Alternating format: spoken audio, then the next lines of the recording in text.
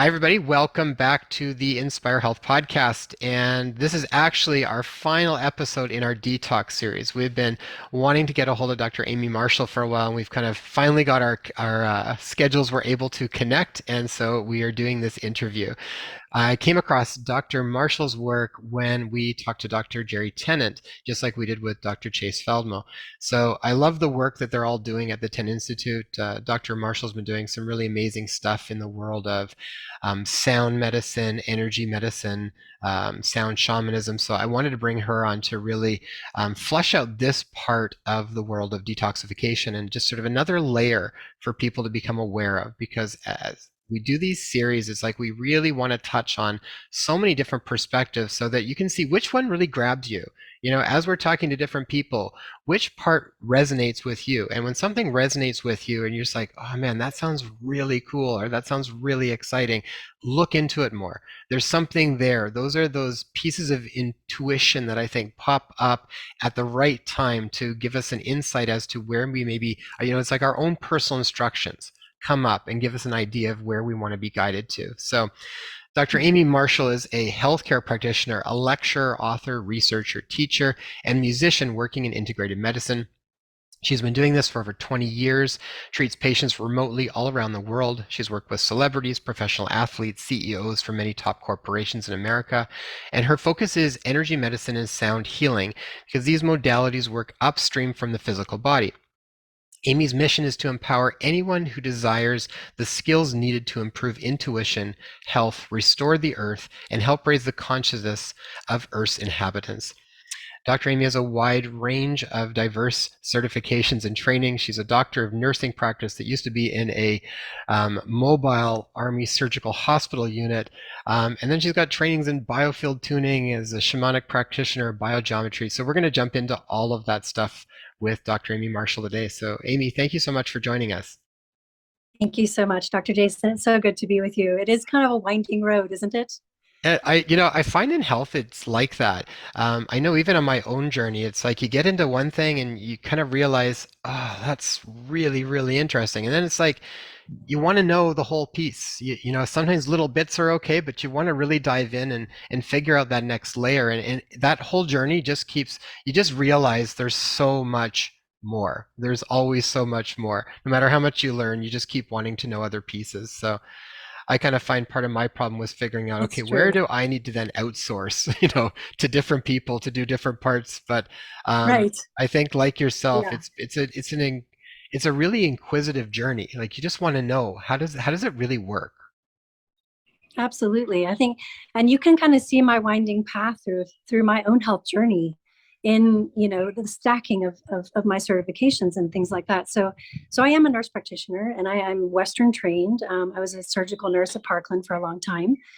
And then it is kind of wonky, but anyway, when I finished my doctorate in thyroid studies, which was my downfall, where my health journey really took a nosedive. It was after I almost died and my son almost died when giving birth to my third child. So it was quite a remarkable hard stop for me in my healing journey. And I had to ask a lot of hard questions because everything seemed to nosedive after that. Like my thyroid went out, depression showed up. I'd never had these things in my life.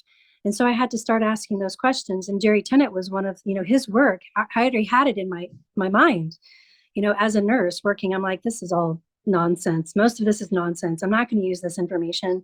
I've got Dr. Tennant's work, thankfully, in my head. And so I went back to those roots to find out how to heal my body. And thankfully, through my winding journey of education, and I learned the energy piece through Dr. Tennant. It's a funny story because there was about 2.5 years after I finished my nurse practitioner that I wanted to go and follow Jerry Tennant. And every time I sent an email. Every time there was somebody from like Israel, Australia. Like I could never get in to follow him. And finally the door opened up and he's like, okay, you can come in. And so I worked with him for about a month, just learning. And he's like, why don't you come work for me? And I was like, okay.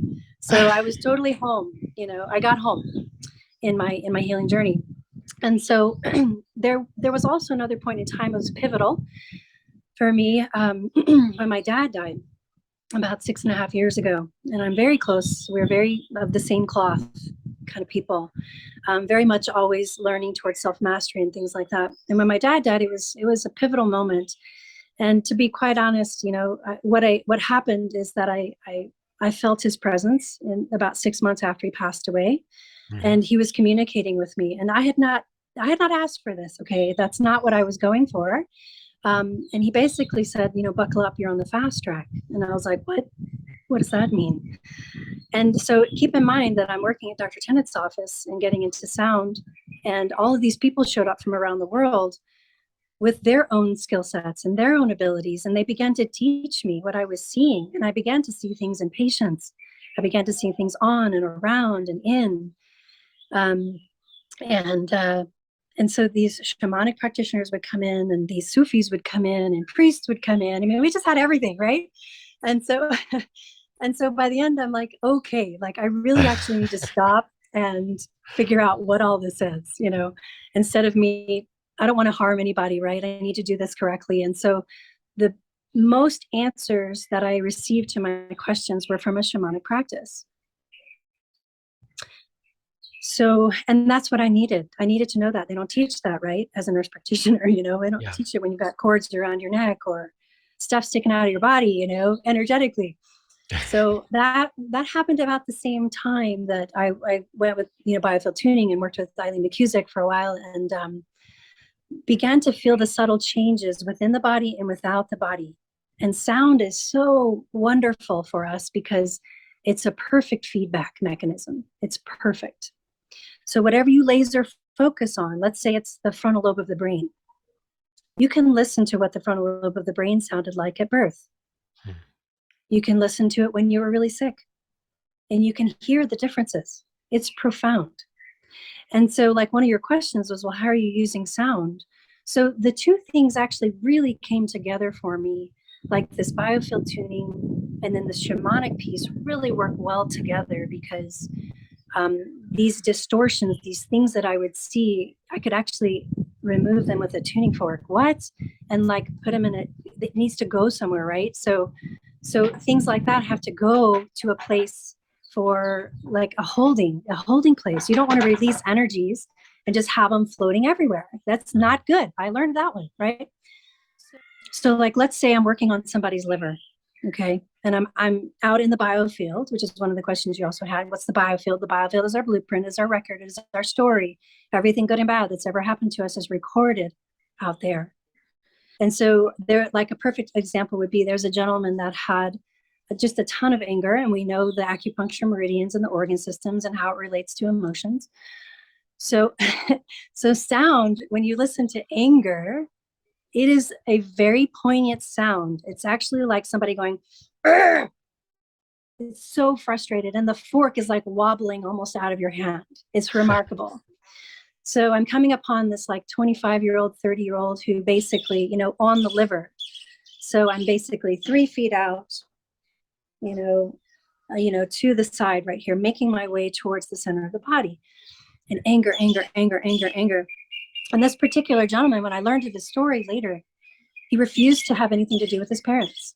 He wouldn't go to the reunions for decades, right? And he's on my table at 15, 60 years old. And what happened was, like, after we cleared, there was a couple of sessions there. He calls me later and he's like, "Hey, I just want you to know I went to my reunion." And I'm like, "What? Really?" Like, these things happen all the time. So that's how I began to understand why there's these different pieces coming together, why that shamanic work is so important, because in the vision space, you can see clutter, energy on these organs, and that needs to be dealt with too. Hmm. So it really worked hand in hand. The other really weird experience I'll share with you, like Amy's weird experiences in her life. I was it's so off the beaten path. Like, I don't know if anybody else has this experience, but I do a lot of meditating so that I can stay in vision space, right? It's so important for us to connect up, to work on that connection, to receive. So when I would meditate and I would hold stones in my hand, and these particular stones are my euphorolite line, and they have a lot of lithium in them. And of course, we know lithium is really good for the brain. Well, I'd been meditating for about 4 or 5 months, pretty regularly, I would say. Nothing crazy, 20 minutes, 30 minutes a day. And I'm almost 100% positive, okay, 99.9% positive that my pineal gland actually cracked. Like Hmm. it popped. It hurt so bad. And I went through like this rash of weird experiences in my body where it was like fight or flight mode. And I was assessing myself for stroke, going through all my nurse practitioner stuff. And it wasn't that. You know? So I was like, okay, whew, it's not a stroke. So like, what in the world is happening? And so that actually added another layer to the vision, right? Hmm. So I was like, wow, I'm learning how to decalcify my pineal gland, you know. So those that's how I ended up here. The other layer I would add is that I remember distinctly one day saying, you know, I'm really tired. I actually just said it like this: I'm really tired of working on the physical body. I know that there's more. Where do I need to go? And you know, that whole door opened up Yeah. and all these things happened. So I think it's really important for us in our journey to ask. We must ask because that gives the universe, God, source, oh, okay, she's really ready now. Let's bring it on. You know, so I think that was a big lesson for me is in the ask. Hmm. So And and then it buckle continues to up be so. and get ready, because when you open up to asking, just get Buckle ready, up. because yeah, Just it get can show up in all sorts of different ways. ready. I find all of that work really fascinating. I mean, it reminds me of some of the work, like even like Barbara Brennan and Hands of Mm-hmm. Light, and some of the work that Guy Needler's been doing. We've interviewed him too. I think he Mm-hmm. even mentioned the Hara line and stuff too, and Mm-hmm. being able to connect. I mean, maybe we can even go into that a little bit. Question for people Okay. that aren't used to this sort of area. Well, listen into this. I'll put some links to some different ones too that we've done where we kind of talked about some of this work. But I think ultimately what Dr. Amy's talking about is like when you think about health, there's these different layers to who we are, these different bodies of health. And so we're so used to focusing on the physical body as the main thing, and that's really what conventional medicine is based around. And there can be an importance around that, but it's just basically, and I totally understand what you meant when you get the message after a bit that says, I want to work on some of these other things, like what precedes the physical body. So you had said that sound healing and frequency medicine you were really drawn to because it basically was upstream from the physical body.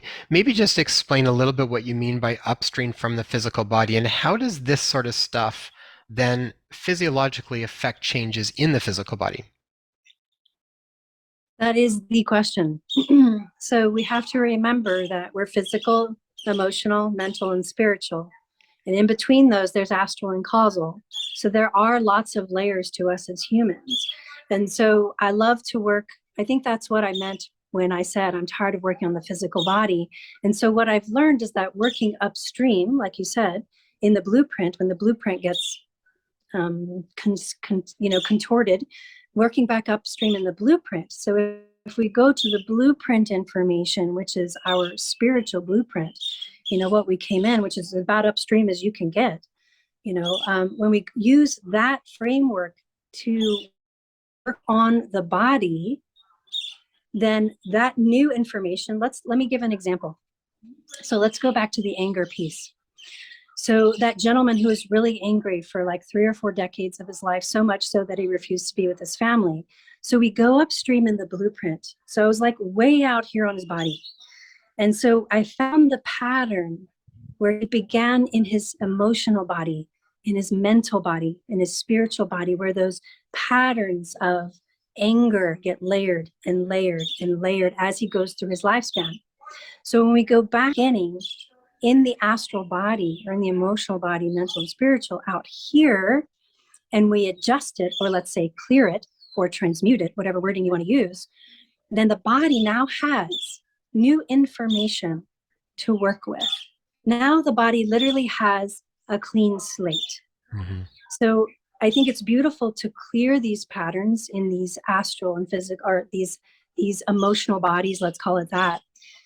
And then the really important thing actually comes after that. After we clear it, it's like, okay, now what do you want to create in your life? So sound, and that was one of your other questions, well, how does sound do that? Sound, we know, is a scalar energy source. And when you work on your biogeometry, you'll get a better handle on this. But scalar energy is a retarded Hertzian wave. It's like super, super slow. I mean, we're talking like it'll take a minute to get from the front of a room to a back of a ballroom. So that kind of slow energy is transformative in its nature, in and of itself. It's like, it's the energy of these mountains out here. That's scalar energy. A scalar energy is saying, I love you. Scalar energy is giving a hug. It's not tangible, but it's present, right? So sound is the same thing. When I use a tuning fork and come into somebody's field, you can literally hear the tone change, and I can feel that bump in the road, that anger. So if the biofield is like that record and the scalar energy from the tuning fork using that beautiful carrier wave, in the vortex, right? So when we come upon, let's say this is anger. Okay, this is like a representation of a frequency of anger.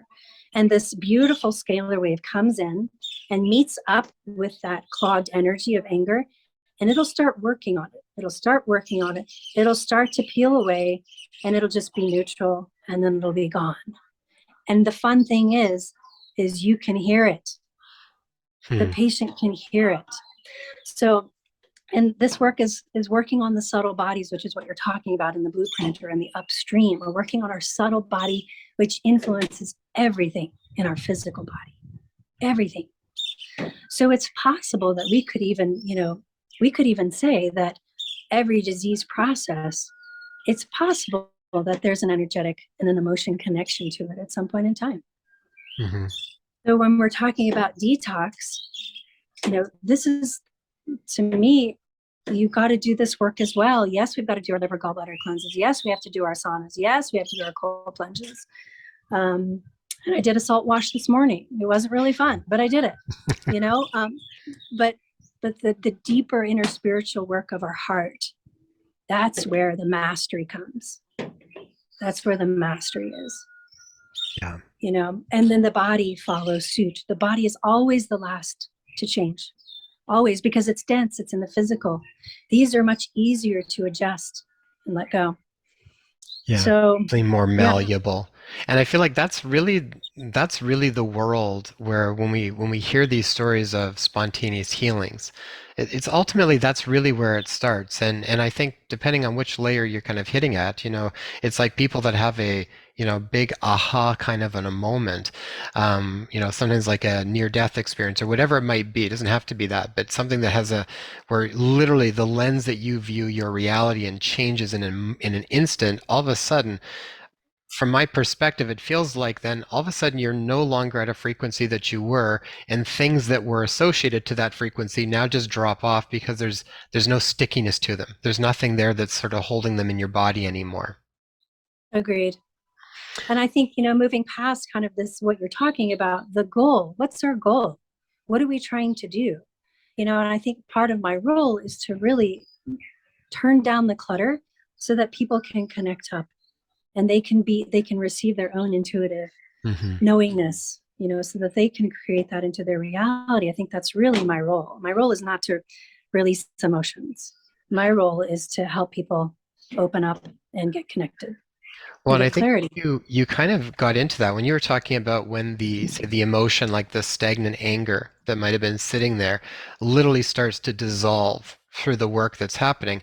Well, it's like I think of that as that's probably all tied to what's not really real, or I shouldn't say what's not really you. So it's at the essence of who you are. So when that sort of dissolves, it leaves space for more of who you really are to step in, which then allows you to to connect to all of this different stuff. I think that's what really puts our natural healing ability back online. It's always there, but it's this clutter that I think a lot of times people need assistance with. Where does the clutter come from? From your perspective, where are all the different ways that people can accumulate this clutter that ultimately you're assisting with kind of dissolving through the sound frequencies? So I think people can receive or manifest, if you will, clutter on all the different planes that we talked about, from spiritual, mental, emotional, and physical. So, a spiritual moment, people are always asking me, well, what's like a spiritual moment? Well, a near death experience is a spiritual moment, and if it was so traumatic that you didn't have the ability to sit and process it out fully, you're literally leaving your light behind in that moment. So that's part of you. That's part of your energy. Same with an emotion. So, or same with a mental, like there are mental energies or mental thought forms that they become a life of their own because people are feeding them always. So like fear, for example, it'll create a life form of its own that you can find. Okay, I can find and feel in the field. And when we remove that and make them aware, it's awareness. It's a practice of awareness. Oh my gosh. Wow, I held on to that forever. Okay, I'm going to let it go. So it's bringing awareness. And then, of course, physical things, the way we eat, living on a grid line, for example, a negative grid line, those are all kind of physical entanglements of energy that would lower our vibration. So let me explain it another way. I like to explain things in different ways because people come at this with their own belief systems and things like that. So let's say you had an emotionally traumatic event at 5. And to be honest, kindergarten, for a lot of people, that first separation from parents shows up a lot. So let's take that example. So there's probably a lot of emotional, mental, and even spiritual things going on when you leave your home at 5.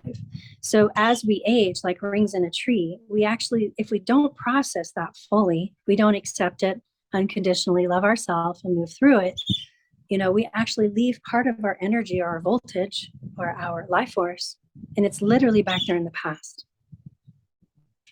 So our light, our physical body still has to maintain the energy that we left behind in the past. And that's how emotions, mental, toxicities and things like that create a decrease of life force in the physical body. We're literally leaving our energy behind, not knowing it. So detoxing is all about making someone aware of what they're holding, teaching them how to let it go as they move forward. And then what's your new practice? What are you going to bring in? And I think that's why the stillness in the energy field is so important, because to know and to feel and to have your intuition drop in like that and a connection, it's so much easier when there's stillness there, instead of like like from all different directions, right? How are you going to hear anything? So I think it's about awareness. We need to teach people to be aware of what's coming out of their mouth, what's coming out of their mind, how are they treating their body. It's an awareness practice. Mm-hmm. It's one of the things that I find really helpful when you do think about things from a perspective of, say, frequency, then everything carries some sort of meaning to it. So the people you surround yourself with, the places where you're focusing your attention, whether you're on screens all the time, whether you're in nature all the time. I mean, it's like all of those things, I feel like you can break it back down to, is this working for me? Is this not working for me? In sort of a, almost like a tangible way. So Yeah. I like the concept of that because to me it simplifies things. It just lets me kind Mhm. of look at what we're doing and what's beneficial, what's not, but it just sort of simplifies it. Sometimes I find it's, when people are sort of caught up in their life and it's running a certain way, it's sometimes even hard to even look at all of it because it's opens up the question then, what am I going to have to change then? And what does that mean, right? So it's almost like when you said earlier on where you asked the question, like was saying, just be ready. Like, if you want to ask that question, which I ultimately think these are the questions that we're here to actually ask. I got to think big picture, they are here. So it requires a certain level, I think, of just willingness and courage to ask those questions and openness to allow your world to start to move in different directions that maybe you haven't seen in the past, right? Something new is going to open up. Mhm. One question around that, you had mentioned processing too. When you're doing this kind of work, what is the processing like? Because I think sometimes that sometimes people can get stuck in processing. I need to process that emotion. I need to process what happened. Um, Sometimes I think that can be really beneficial, and sometimes it seems like that can just keep people in a sort of spiral loop that feeds the problem and just doesn't let them really get out of it. So, from this perspective, what's actually going on then when you're using the tuning fork and you sort of connect to it and it starts to work, how does the processing may be different in this regard than, say, processing that maybe you're maybe ties more to like a mental sort of thought process of trying to process, just so that people can kind of get a bit of a difference on what the feeling is around that. So as opposed to using like thought energies to change what emotions you're feeling or how you're processing through it. So as opposed to using your mind to do the work, correct? Hmm. So I think the mind work is really important, and I think we all need to be doing it. Number one, um, I think that I think we all have blind spots. I think that I find things that people have been doing Reiki for 20 years didn't realize that they were holding, you know, and other shamans. I've worked on shamans. I'm a shaman. I have people working on me, and I'm like, oh, Hmm. I'm still holding on to that. I can hear it. I can feel it. So we're actually working more in the on the physical and energy body to do the work, which is then, like we said, influencing the physical body. So it is coming at this work from a completely different angle. And it if you're working with somebody who's has some experience, they'll find things that you didn't know you were carrying. And so that's the downside of just using your mental mind to get some work done. Although I think it's really important. I think it's vital. I think it's vital for us to really do that mental processing or the mental assessment, evaluation, release. Yes, I'm holding it right here in my belly. I can feel it. I'm going to let it go right now. I think those are so important. But like I said, I feel like we have blinders, and sometimes you really don't realize how traumatic kindergarten was because we weren't in a cognitive state at that time. That doesn't happen until we're 7, you Hmm. know? You didn't realize how much JFK's assassination you held within your body. You just kept moving and going through your life instead of stopping and going, holy cow, that feels awful, you Hmm. know? And of course, we haven't been taught as a society how to process these things out. Yeah, very true. If anything, we're actually taught in many ways not to process them out and to just kind of leave them down and move forward, or just not. It's not set up to have enough time sometimes, even to quite, or even like a feeling that that's even an important thing to address. I think I haven't done this specific work that you're talking about, but I'm familiar with it. But I would do other work that would be maybe like Psych K or NET and some of that work in practice. And one thing that I found that was kind of neat when you would incorporate these sorts of layers, this sort of energetic layer to it, is people get a certain felt sense in their body. And then it seems like when that felt sense comes up and there's a dissolving of whatever that barrier was, almost like what you had mentioned before, but it feels like then as that dissolves, it feels like the mental awareness sort of comes up. It's like it wafts up from this internal space because this block's been sort of dissolved, and then this sort of internal knowingness comes up that gives meaning and everything just kind of clicks for people. So there's this sort of running around trying to just keep it sort of in the head. I think it because it's the head so then connected, it's being informed by the heart, I guess, or from the spirit. So then it feels for the person, there's a knowingness that they have that's very different than sometimes when we're trying to figure it out within our head. I imagine you probably find that too. The one thing that I think is also really fascinating with the work you're doing is you can hear it and they can hear it. So there's this other feedback that's almost undeniable, where it's like they're probably feeling something in their body at the same time that they're hearing something, so that definitely is going to validate what's going on for them. I imagine that whole process just moves so smoothly once you connect to it. It does. I've had some really funny, I mean, I've just learned to trust myself so many times. I had I've never had an argument with a patient, but there was this one gentleman where, and let's see, I think he was in person at that time. We worked later online later, but I kept like bumping into 52, like in different parts of his body, in the mental plane, in his heart, in the emotional body. I'm like, okay, we have to stop for just a second. Like something really actually happened at 52. And he goes, nope. I was like, okay. So I just keep moving along. Okay, nope, something really happened at 52. And it was so heavy on his heart. It was just, I started feeling, oh my gosh, I was so uncomfortable. Anyway, so I keep working, and he's like, nope, nope. And I was like, okay. So I just keep working, I clear it. And then he emails me 2 weeks later. He said, oh my gosh, that's the last time that I saw my mom alive.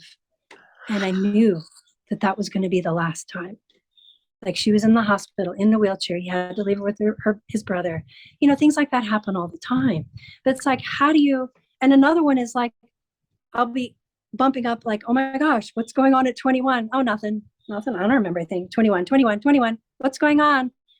And like at the end of the session, everything is quiet. I'm working. I'm kind of closing up, and they go, oh, I Yeah. almost died at 21. And I'm like, what? How do you forget that? How do you forget that? Your body didn't forget that, nor did your emotions. Yeah. But it's just amazing to me what the mind can hide from us. Hmm. So like letting that left brain go sometimes and getting into a meta state, and then starting to see and feel your body and what you're holding on to. It's such an important skill that we all need to develop. Yeah, and just and practice. We need to practice that more. What have you found from even for because sometimes people can have, I mean, there's a whole array of stuff that goes on once we've been born and all of the different things that go on throughout our life. What do you find from even prior? Because some of these things are things that people might even be wrestling with, trying to figure out, or even trying. I mean, I've met people where they're really trying to figure out, like, where does this anxiety come from? And they're like, my life is good. They don't have any reason for it to be there. You look at their biochemistry and everything looks all fine. And there's nothing kind of there.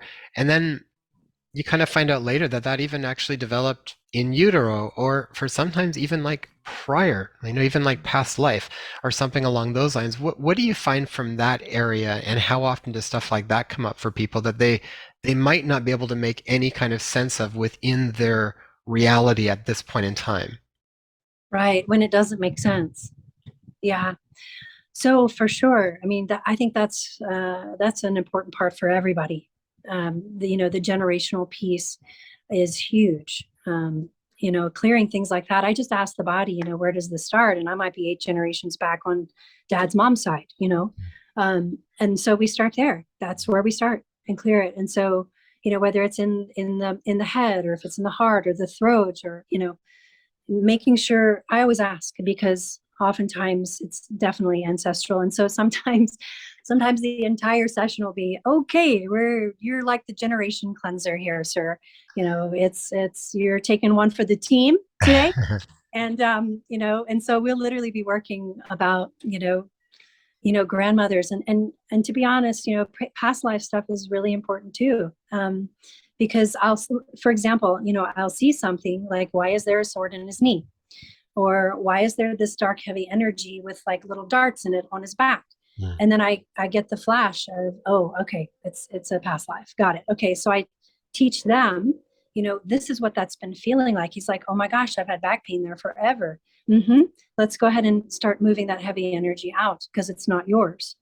Some of it's not ours. Yeah. Some of it's way back when. So I think all that is very important. And I think as the awareness grows, practitioners are okay stepping into those kind of places. It's just like healing humanity on a bigger level, on a greater level, on a deeper level. It's really important. And like I said, when I was seeing stuff, when I was for real seeing stuff, and then I realized, oh, okay, a lot of this is like, he was a knight, he was in war. I finally got to that information, because I really didn't have that before. So did that answer your question? Sorry, we went down a rabbit hole.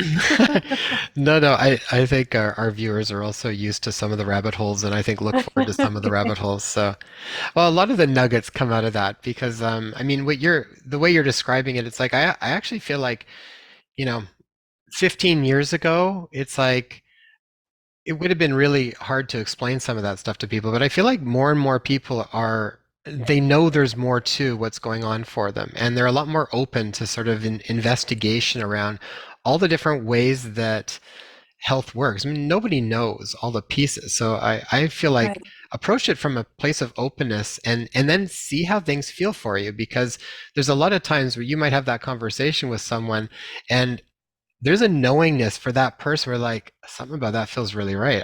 I remember I grew up with I was like a bubble boy. I mean, it was a back and forth with anaphylaxis stuff to like literally so many things, and I was in oxygen tent in the hospital at different times, and lots of big stuff like that going on. And then I remember consulting this one healer once, and basically he saw a past life. I was in war, and I basically died from mustard gas, and but the way it was described was very simple, but it resonated with me, and it was a big part of like it almost like it just let something was able to just let go almost in that moment. It was like just the straight awareness of that possibility, and probably because of that possibility, it made me teary at even the because it hit something really true. It felt like for me, and it was in that mhm, process that it just sort of surrendered or dissolved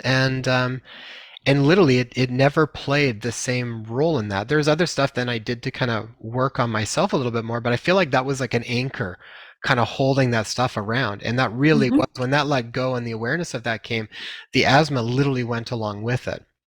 So when you have those firsthand experiences, you know, and I think when you were even talking about it, it's so important for us to really connect to what we are feeling and spend a little bit of time every day. I would say, like, spend a little bit of time checking in. You know, get in nature, get out, get away from the busyness, because I feel like it is so profoundly important for us to have that relationship with our body and our emotional body on a regular basis so that we also learn to trust it mhm. and learn from it a little bit, you know, use it as Yes. information because there's so much stuff that can come up from it.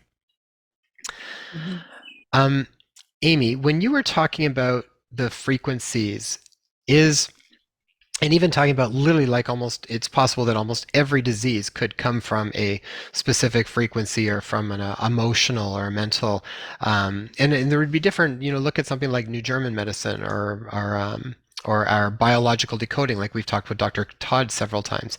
They would say mhm, basically that it all stems from some sort of distortion or a conflict that hasn't been directly dealt with. So mhm, that's been on the table, and some pretty amazing results can come from that. When you think of them from a frequency perspective, or even like when you were talking about anger and there's a certain sound and frequency related to that, is it a measurable frequency? Like, would you be able to say it's in a specific key or it's in a specific um, hertz or something along those lines? Like, is there a way to actually measure, you know, anger shows up like this or mhm, grief shows up like this? You know, is there a way to sort of I'm always curious, like, can you reproduce those frequencies even outside in different ways? mhm. And then sort of almost use like the physics principles of destructive interference or something along those lines, like some of the old machines even had used. I'm just curious on Right. where those worlds bridge and what you've found with that. So I think, I have a Spooky 2 device, I have a Rife machine, all those things. And there are frequencies that you can send in to, of course, nullify, let's say anger, for example. Um, and I think it's beautiful. I think it's very helpful. Um, I There's a piece of it that I am not 100% go with it in that it doesn't require any work from us to do. Hmm. So it's giving away kind of our power. So yes, but also, with a tuning fork, you have to think that there's higher harmonics and lower harmonics. So when you come into a distorted, field, into a distorted, bleb of junk energy, it's going to actually distort, this. And so you're going to hear a bunch of low tones under that are not single. It's not a single frequency. You can hear all kinds of tones that come in. So, Yeah. to answer your question, it's not as direct with a tuning fork, but it could be with like a Rife machine where you're actually sending in a specific frequency. But I would argue that there's lots of harmonics in there that may not be addressed with a Rife machine, for example. Does that answer your question? Yeah, That's my it thoughts. does. Well, and I was watching some an interview by a specific water researcher, Ralph Sudduth, that was doing some really amazing conversation around water, and he was getting into the geometry that ultimately he thinks affects things, and it was multiple layers. So it's not just one sort of frequency. There's a number of different pieces. It's like they all lay down different bricks that eventually creates the full picture. I feel like sometimes that's what happens with the kind of work that you're doing with like the tuning fork. I think you're just hitting more layers of it. I do think some of the stuff can be pretty fascinating. What you can do with some of the machines if it's very targeted and it fits very effectively, or sometimes even combinations with say like homeopathics or something along those Mm-hmm. lines that sort of cover a number of different areas, and it just happens to fit what that symptom picture is for the patient. Um, Well, Tick, can I jump on that? yeah, yeah, for sure. So I've taken, making a homeopathic from someone's urine, Hmm. which has all their stuff, right? Yeah, All their frequencies are there. And then actually using a tuning fork and activating that bottle in the field and yeah, clearing it. Specifically, like if they've got, Lyme or Epstein Barr or something like that, that's very, very, infection related, using that kind of homeopathic, I'll find it right in the field, right when it started. I'll literally like bump right into it. Oh, okay. At 6 years old, what happened? Oh, I got mono. Well, that's weird. Why did you get mono at 6 years old? That's usually, well, that's what happened, And so, like, literally, you'll bump into it and it'll sit there and work at it and clear. And then you can keep moving to the body. It's crazy. fascinating. So that would be if the person gave you the urine and then you would make the remedy from the urine, but you can pick up everything that you would normally pick up from the person Mm-hmm. just from the urine. Yeah, well, I think about that like from a frequency perspective. You could take blood or almost any kind of material from the person, urine, blood, Mm-hmm. saliva, and as long as it should have all the Mm-hmm. different frequencies that are there. So that actually is really cool.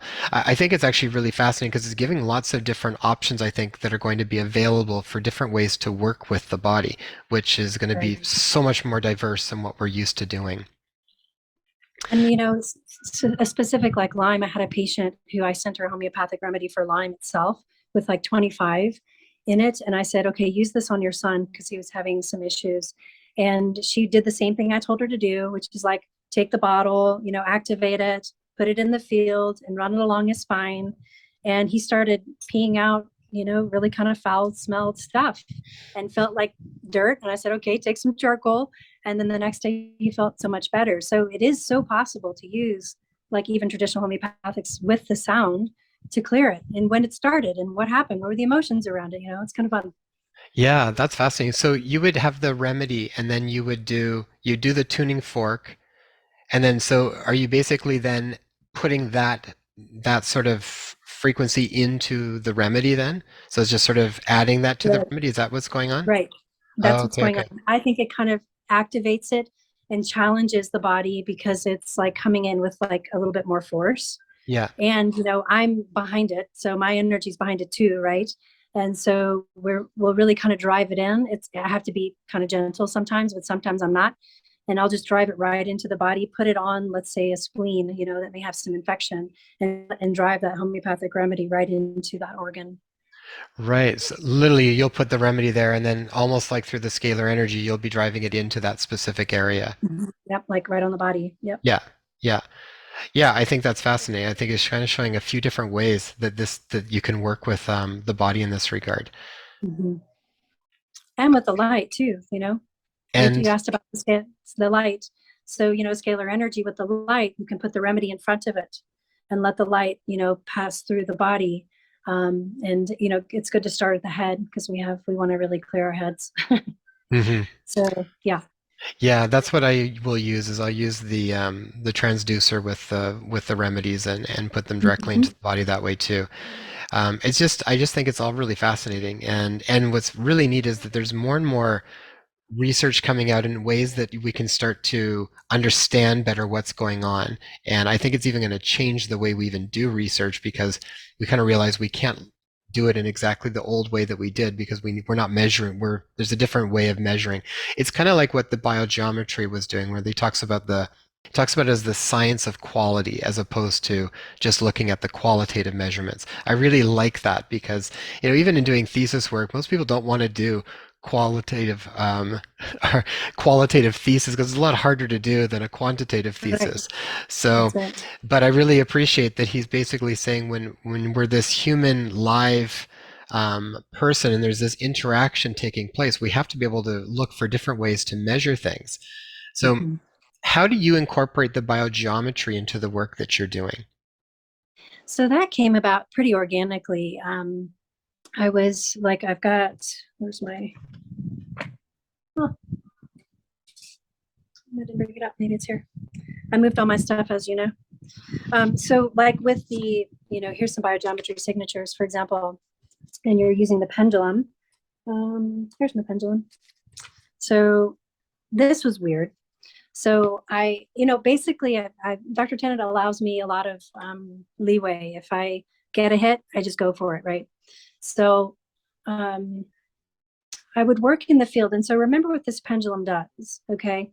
It's honoring and acknowledging physical to spiritual by the different shapes, shape information, right? And so I could be coming into the body. Let's say I was coming into my shoulder here and it was someone else, right?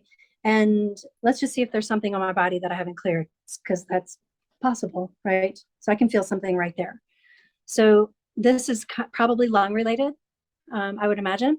And so if I sit here for a second, this scalar energy pendulum has picked up an imbalance in the field, in the subtle body energies, right? And so it's working right now to clear whatever this is. Now I can go in and start asking, okay, what plane is this on? What's the emotion? Things like that, get the answer. But okay, it's already done. So when I would feel these bumps in the field with the tuning fork, like that anger, for example, I'd literally bump into it. I'd be like, I wonder what happens if I go like this and put this thing in. And it would just start going, wow, just really, really, and I'm like, oh my gosh, this is going to fly off and hit somebody. And then it would slow down and it would stop. And then I would come back and check with the sound because that's my language. And it would be clear. And I was Hmm, like, whoa. And cool. so a lot of times I'll use this one almost exclusively. I go back and check my work with the sound because that's my language.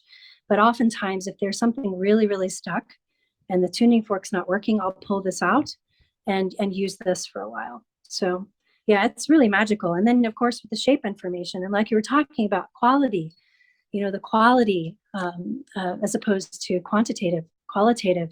If it's like on the heart and it's in my field, do I need this heart? Yep, I need that heart one. So I'm right over this first one right here, right there. So Hmm. I'm looking at it, I'm pulling it into my field. Obviously, I need a little balancing there, and there it goes. And so taking these beautiful shapes and this new information actually is really old information Yeah. from Ibrahim Karim, right? The shape information. It is finding ways through shape to create the scalar energy that comes off for healing and balancing. It's just scalar energy Yeah. from shape, It's like the pyramids. it's so neat because it's well, and like you said, it's almost like this new information, but it's actually taken from something really old that we are now actually bringing back, and that part of it is so fascinating. When I read both of his books, and it was one of those ones where it was kind of like reading Dr. Tennant's book for the first time. I couldn't wait to sit down at night to be able to lie there and just read it because it was so fascinating, and so many parts of my body were just kind of lighting up because it just seemed like such an important piece. And I don't think it's for, these things show up, they're timely even when they show up. I feel like this information is getting a lot more in the awareness for people now because I think it's time for it to come in Mm-hmm. and start to play a bigger role. I mean, these things really can play a big role in collectively assisting humanity to shift in consciousness more. I mean, it really can. It creates I mean, you're doing work or this kind of work from an individual point of view where you can clear stuff so people can actually move into a higher state of consciousness. But then this kind of work I think of with the biogeometry, it's almost like you can work individually on the internal one, but you can also set the environment up to be hospitable for it. That's the part that I found really interesting. And what they used to do from the work with the cities were all designed like that, so that the entire community, the whole city, was able to benefit from this Mhm. balanced, harmonic sort of field that they were creating. And we can actually do that in our own homes. We've done that throughout our whole home now since when we started getting into understanding it. So I just think again, it's like these are these layers, because living in this world, it can be difficult to sort of shift your lens into different fields of consciousness. It really can be. Mhm. It's why I think even when you mentioned we need to take time to for that stillness, we need to slow down. We need to connect with what's real, get outside of some of the other things. But it can still be difficult. To me, it's like anything that we can do that can assist that transition and make it a little bit easier, and then maybe be a little bit easier to hold that, to stay, and then to move to the next sort of level. I think biogeometry to me was fascinating. So that's really cool Absolutely. that you can use that interchangeably with the tuning fork and find the Mhm. same Mhm. work. That sounds amazing. Mhm. One more question before we finish up, Amy. Have you found through the work you've done, have you found any correlation with specific emotions and specific illnesses or patterns of disease that you see come up over and over again? I believe people can die of a broken heart Hmm. for real because they've had such deep sadness and such deep loss and even depression that the energy vitality of the heart is decreased and therefore the physical. And so, yes, I think that there is a strong correlation. I've been kind of teasing that out over the last year on can I really match one thing to another? Like let's say Lyme to feeling stuck in life. Can I really do that? And I feel like I get a qualitative kind of answer. I don't feel like I get a quantitative answer because I'll find another patient with, let's say, Lyme, and it's not quite that. There's a little bit of a nuance or a shift, or it could be something completely different. So I'm struggling with that too. My left brain would really like to nail that down and get it like spot on. But that's not quite happening yet. I think there might be like flavors. Yeah. I think there might be flavors or areas, like for example, fear in kidneys or bladder cancer, going back and look and assessing how much fear this individual's had from bladder cancer, but for the heart, 100% people die of broken hearts. And so I feel like we have to bring the reason for the connection is to really learn how to love ourselves again, the way God or source or creator loves us. And when we begin to feel that and allow that to grow, we can hold space for others to do the same, and so yeah, to answer your question, yes or no, yes and no, if that's okay. I do feel like there's flavors. Hmm. Yeah, I think that it's still a work in progress on that. I'm really curious to Mhm. see interplays between that too. But Mhm. otherwise, yeah, I kind of think of it from Chinese medicine perspective or Ayurvedic. It's like certain systems kind of house certain energies, and then from that, I think how it plays out in that individual body may be different from a condition basis, but maybe it's stemming from a certain unprocessed or conflict in an emotion or a stagnant energy within that area. So, yeah, but fascinating. We'll have to keep in touch on that and see what we find. See what comes up. Yeah. Um, Dr. Amy, where can people learn more about the work you're doing? How do they reach you if they'd like to connect with you? All of that sort of information. So my website is dramymarshall.com. I do have a sound healing online course that is being revamped right now. And I usually have group sessions every once a month that people can log in and so that I can work in groups and online. So for whatever community wants to join. And then I have individual sessions as well. So And I have kind of an entrepreneur CEO group of people that I work with in their businesses to kind of help their businesses move forward, because it's funny, there's some energetic similarities there too. So yeah, that's it. And I'm actually pulling a tiny bit away from Tenet Institute. I've been called to work with some orphanages, hopping the ocean in Africa and India. So my higher work, my greater give to the world is coming in rather quickly. So I'm not sure what that's going to be looking like over the next 6 months or year, but I'm really excited. That's why I'm here. I'm here for not the individual, and my community is the world. So that's why I do what I do. So yeah, so you can reach out to me there and see my stuff, and it will be adjusting and shifting here pretty soon. Thank you. Well, I'll put everything up in the show notes so people can check out your work and they can follow along with what you're doing. That sounds amazing, Amy. Best of luck to all of that work that you're doing, and keep me posted. I share that stuff with our audience too as you're doing more. I think that's Sure. really profound stuff that needs to be done in the world right now too. So, Indeed. Amy, Thank you. thank you very much. It's a pleasure. Such a pleasure. Thank you. Oh.